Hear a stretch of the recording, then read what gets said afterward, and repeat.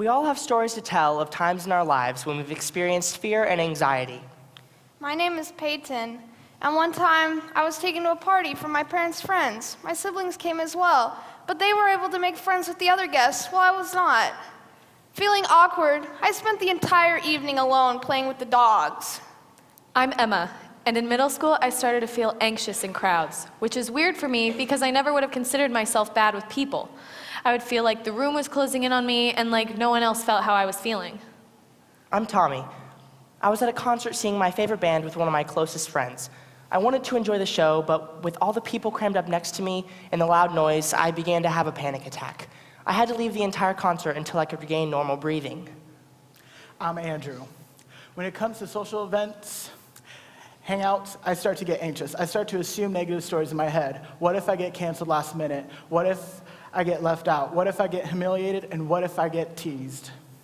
I'm Elyse. When I was younger, I would have trouble in social situations because I would overthink everything. As a result, I struggled to make close friends and got really nervous when there was a big social outing like a school dance or a sleepover. So you can see we all struggle at times, but for those of us with autism, this is amplified. Autism includes a broad range of conditions characterized by troubles with social skills, repetitive behaviors, speech, and nonverbal communication, as well as by unique strengths and differences in thinking. The Centers for Disease Control and Prevention, the CDC, estimates autism's prevalence as 1 in 68 children in the United States. This includes 1 in 42 boys and 1 in 189 girls. Students with autism are often high functioning and have average to above average IQs. Some of the most overlooked deficit areas in social communication, which includes reading nonverbal cues, maintaining eye contact, understanding other people's perspectives, and navigating social situations. So what can we do to help these amazing individuals? Peerspective is a class at our high school that pairs typically minded students with students on the spectrum to intentionally teach these social skills. Before I took Peerspective, I was afraid of expressing myself, meeting new people, and trying new things. Emma, did you know that I used to hide in my room to avoid social situations? I never would have known that because, for me, social interactions have always come pretty easily. But before Peerspective, I didn't always know what my friends like Peyton might be feeling. I know what you mean, Emma. I've always enjoyed talking to people, but before Peerspective, I often struggled empathizing in many social situations. I was quick to make judgments, and I never fully understood where the other person was coming from. Tommy, did you know I was diagnosed with pervasive development disorder in 2004? It's another form of high-functioning autism. I couldn't speak until I was 4 years old. In daycare, the whole class would do all sorts of activities and stuff like that, but what would I do? I would just sit in the corner and wander around and do absolutely nothing. I did not like getting hugged or touched at the time, but when I grew out of it, it does not bother me one bit. Elyse, I bet you never struggled with that because you are so outgoing.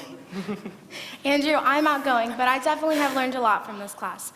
I'll be honest, when I was chosen to be a peer coach, I thought of how amazing it would be to help these individuals. But what I didn't realize was this class would help me just as much as the students on the spectrum. Peerspective is a new way to teach social skills to students with high-functioning autism. This class has been taught at our high school for 12 years, another nearby high school for 8 years, and many other districts are starting this class too. And peer mentoring is just one of 21 evidence-based practices that the Peerspective class uses to pair socially minded students with academically minded students to teach these social skills intentionally. Peerspective meets every day for 50 minutes, just like any other class, and we earn a credit towards graduation for our participation. So we're actively working on social skills just over 16 and a half hours a month. Most students with social needs only get 20 minutes a month through speech and language therapy, which is a great intervention, but it's just not enough. Yes, speech therapy did help, but I didn't get to practice these skills until now.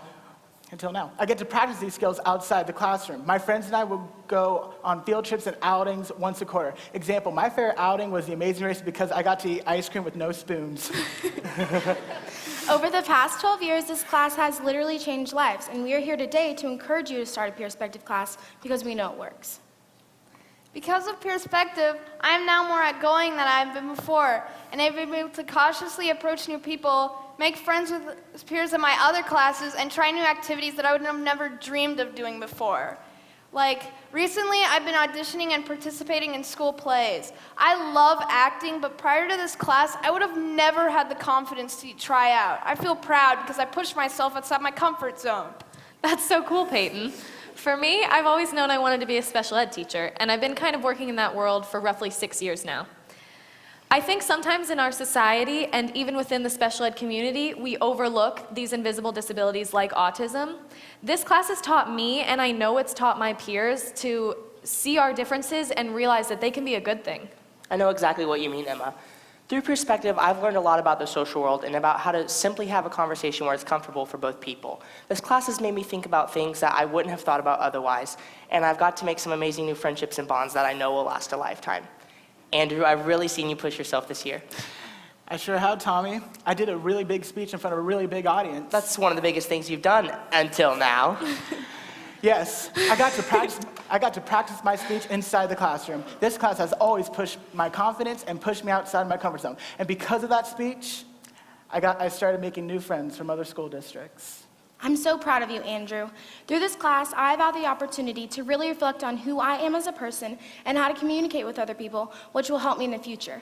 More importantly, I've been able to make some really close friends that'll last a lifetime. And I've even become more protective of my friends on the spectrum.